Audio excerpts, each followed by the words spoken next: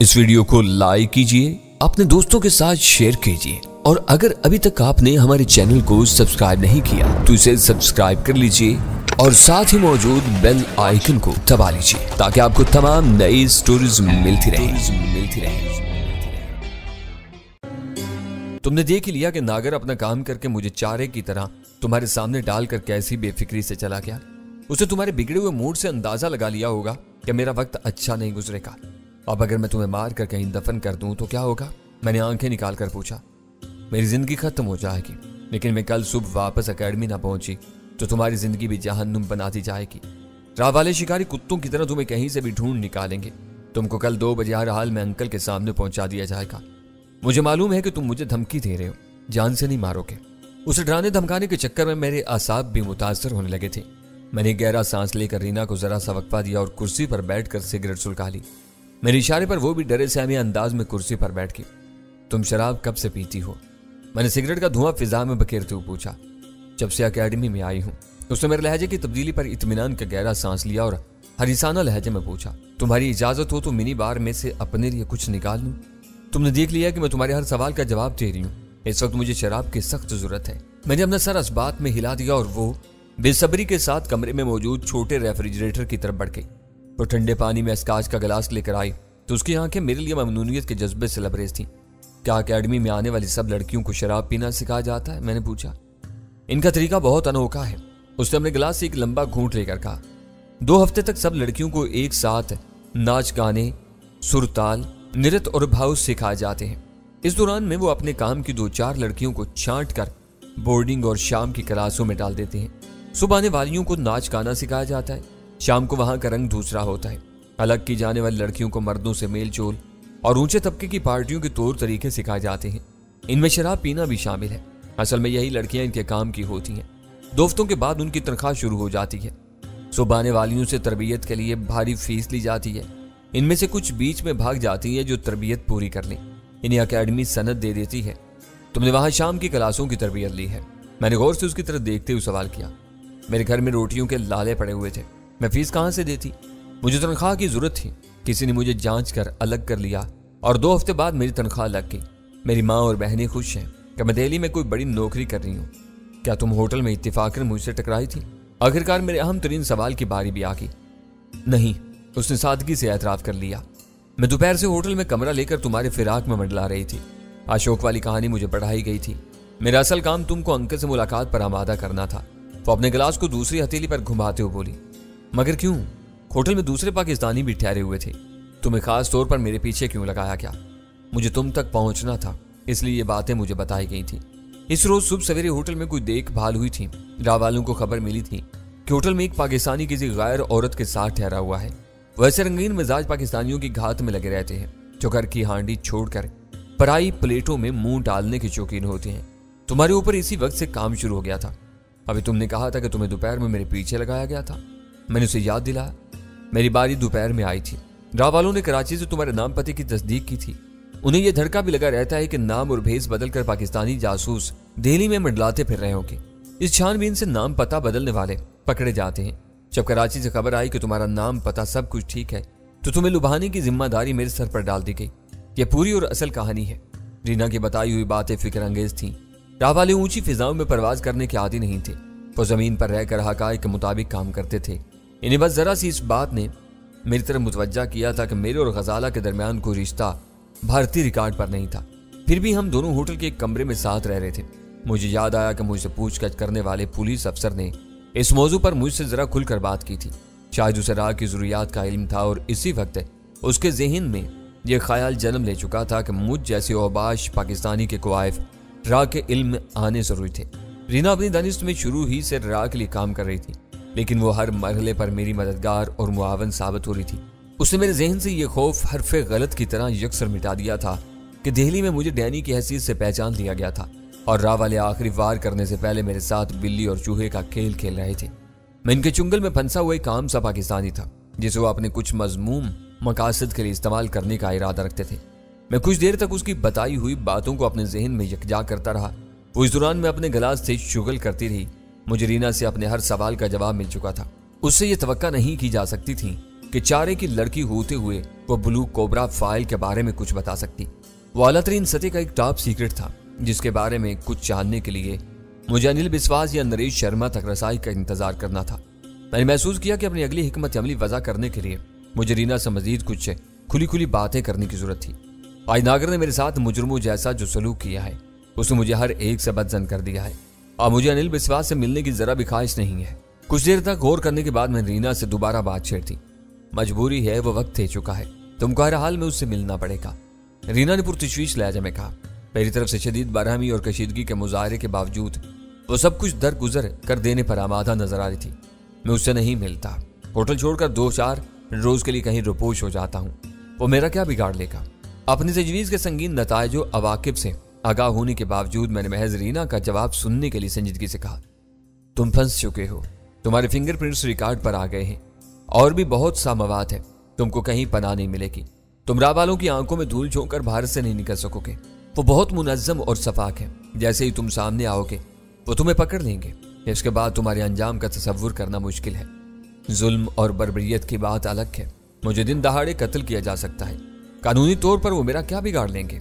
मैंने उससे पूछा, कानूनी तौर पर मैं तुम्हारे खिलाफ सबसे मजबूत फरियादी हूँ, मुझे मालूम है कि जरूरत पड़ने पर वो मुझे आगे लाएंगे। उसके इंकिशाफ ने मुझे चौंका दिया। मैंने हैरत से पूछा, मैंने तुम्हारा क्या बिगाड़ा है, तुम क्या फरियाद करोगी। परसों शाम तुम मुझे बहला फुसला कर इस होटल के एक कमरे में ले गए और डरा धमकाकर मेरी आबरू लूट ली। मैं पहले भी बता चुकी हूँ कि भारत में यह संगीन जुर्म है, तुम मेरे खिलाफ ये शिकायत क्यों करोगे। मुझसे तुम्हें कोई जाती अनाद नहीं है। अंकल और नागर मुझे कोई भी कदम उठाने पर मजबूर कर सकते हैं। मैं इनके हाथों में खिलौना बनी हुई हूँ, उन्हें अच्छी तरह जानती हूँ। चांद पर बन गई तो मैं भी ये इल्जाम कबूल करने से इनकार कर दूंगा। इतना वक्त गुजरने के बाद कुछ भी साबित नहीं किया जा सकेगा। रीना के होंठों पर एक फीकी मुस्कुराहट फैल गई। उसने जल्दी से अपना गिलास खाली किया और बोली, मैंने परसों शाम के लिए जो कमरा मिसेस रोशन खम्बाटा के नाम से लिया था, इसमें 2 घंटे तक खुदकार कैमरे लगे रहे थे। राह के 3 आदमियों ने किसी फिल्मी हदायतकार की तरह वो वक्त मेरे साथ गुजारा था और बताया था कि तुम्हारे साथ मुझे कमरे और बिस्तर के किन हिस्सों तक महदूद रहना था। राह वाले कच्चा काम नहीं करते। कमरे में गुजारी हुई उस शाम का हर लम्हा किसी न किसी कैमरे की पोशीदा आंख ने महफूज कर लिया होगा। तुम इस गवाही को नहीं जुटला सकोगे। रीना के सीने में मालूमात का एक खजाना दफन था। वो खबर सुनकर मेरा ज़हन यकायक माऊफ होने लगा। मुझे अपनी पेशानी पर सर पसीना उबरता हुआ महसूस होने लगा। मैं तुम्हारे अंकल से जरूर मिलूंगा। हालात की संगीनी का अंदाजा करते हुए मैंने किसी बहस के बगैर हथियार डाल दिए। मैं अपना असल फैसला पाकिस्तान पहुंचने के बाद करूंगा। अनिल बिस्वास और रावालों का कोई बस नहीं चलेगा।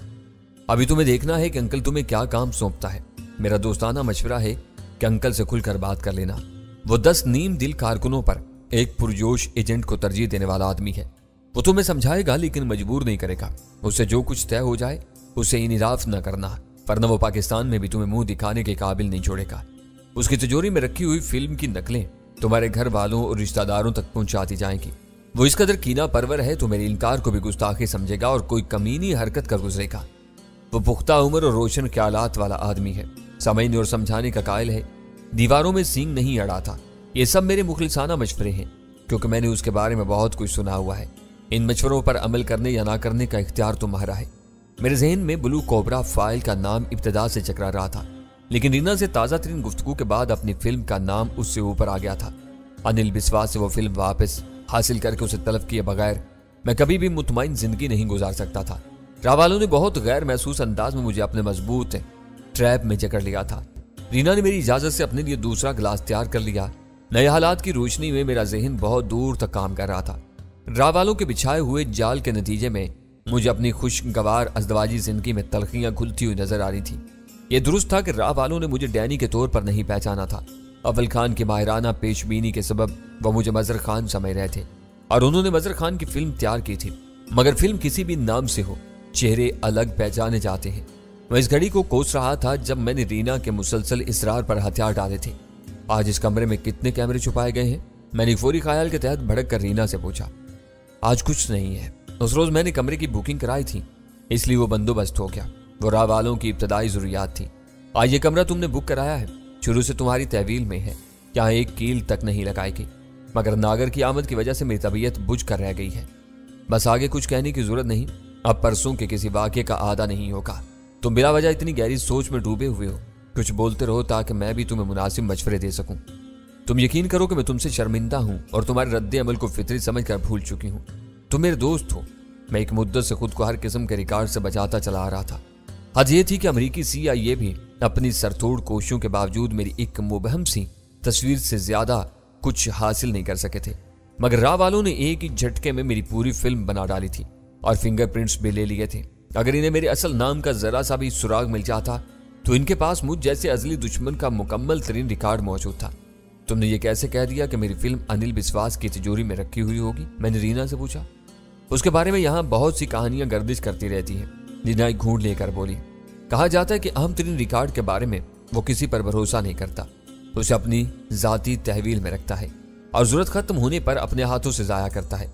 आजकल वो तुम्हारी तरफ मुतवज्जा है तो उसने तुम्हारी फिल्म भी अपनी तहवील में रखी होगी। तुमसे उसकी कोई मुफाहमत नहीं हो सकी तो शायद वो उसे तलब कर देगा। मैं बेयकीनी के इस अजाब से बचना चाहता हूं। मैंने उसकी आंखों में झांकते हुए कहा, इससे वो फिल्म कैसे हासिल की जा सकती है? वो उसे तलब कर सकता है लेकिन तुम्हें नहीं लुटाएगा। इससे ये मुतालबा भी ना कर बैठना, वो मेरी तरफ से बदजन हो जाएगा कि मैंने अंदर की ये बातें तुम्हारे कानों में फूंक दी। वो अपने हर सीक्रेट एजेंट की गैर जिम्मेदारी को संगीन जुर्म तस्वुर करता है। तुम सीक्रेट एजेंट नहीं, बीच की एक लड़की हो। इसे तुमसे ज्यादा तो औकात नहीं हो सकती। मुल्क के लिए खुफिया काम करने वाला हर शख्स उसके नजदीक सीक्रेट एजेंट है। बस दर्जों का फर्क होता है। मुझ जैसी लड़कियों को तुम सबसे निचले दर्जे की एजेंट करार दे सकते हो। तुम देख लो कि तुम्हारे लिए अंकल के मंसूबे का पहला पत्थर मेरी कारकर्दगी पर जमाया क्या है। परसों में तुम्हारा दिल लुभाने और तुम्हें अंकल से मुलाकात पर आमादा करने में कामयाब न हुई होती तो आज हम दोनों को इन तमाम दुश्वारियों का सामना न होता। वो बिल्कुल सही कह रही थी। मेरे ज़हन में पहली बार यह बात उभरी कि रीना ही इस फसाद की असल जड़ थी। मैं हर कीमत पर वो फिल्म वापस लेना चाहता हूँ। मैंने मोहतात लहजे और धीमी आवाज में उससे कहा, कल तुम खुले दिल से अंकल से मिल लो, इससे बता दो कि तुम उसके लिए काम नहीं कर सकते। देखो वो क्या कहता है, उसके बाद कुछ सोचा जाएगा। मेरे इनकार के बाद भी तुम मुझसे मिलती रहोगी? मैंने हैरत और बेअतबारी से पूछा। ये इकरार या इनकार तुम्हारे और अंकल के दरमियान होगा। जब तक मुझे तुम्हारे बारे में कोई नया हुक्म नहीं मिलेगा मैं तुमसे मिलती रहूंगी। उसके जरिए सिर्फ क्लासिकल डांस अकेडमी का नाम उसकी भूल, गलती या मेरी चालाकी से पहुंचा था। इसके सिवा रीना ने हर बात रजाकाराना तौर पर मुझे बताई थी। साथ ही ये इसरार भी करती रही थी कि मैं उनमें से कई बातों का जिक्र अनिल बिस्वास से ना करूं। उसकी वो बातें दोगली और हल्की थी। मेरा ज़हन एक मर्तबा फिर उलझने लगा। अनिल बिस्वास ठंडे खून वाला एक बेरहम हरीफ था। रीना मुझे उससे खुलकर बात करने पर उकसा रही थी। मुझे ये बात हजम नहीं हो रही थी कि अनिल बिस्वास मुझे अपने काम के लिए आमादा करने की कोशिशों में नाकामी के बाद आसानी से भूल जाएगा। मुझे खतरा मोल नहीं ले सकता था कि मैं भारत से पाकिस्तान लौटने के बाद वहां के अफसरान बाला को उसका कच्चा चिट्ठा बता दूं कि वो दिल्ली में सियाती वीजा पर आए हुए पाकिस्तानियों में से बाज को खूब रू लड़कियों के जरिए फांस कर पाकिस्तान के खिलाफ इस्तेमाल कर रहा था। मेरा तजर्बा मेरे सामने था। मुझसे पहले वो ना जाने कितने लोगों को फांस चुका था। उसने दिल्ली से शिमला के रास्ते पर 3 पाकिस्तानी सफारतकारों को नहायत सफाकी से अपने जज्बा इंतकाम की भीड़ चढ़ा दिया था। इसके लिए मुझ जैसे जिद्दी पाकिस्तानी को हमेशा के लिए खामोश कर देना जरा भी दुश्वार नहीं था। फर्ज सिर्फ ये होता कि मुझे डैनी नहीं मजर खान समझ कर मारा जाता। रीना के मशवरों में इस संगीन इम्कान का जरा भी इदराक नहीं था। यकायक मुझे महसूस होने लगा कि रीना अजीत राय वो नहीं थी जो बनने की कोशिश कर रही थी। वो बहुत मासूमियत के साथ मेरे खिलाफ एक खतरनाक और दोहरा खेल खेल रही थी जिसमें हर तरफ जाल ही जाल थे। खुला रास्ता दूर दूर तक नजर नहीं आ रहा था।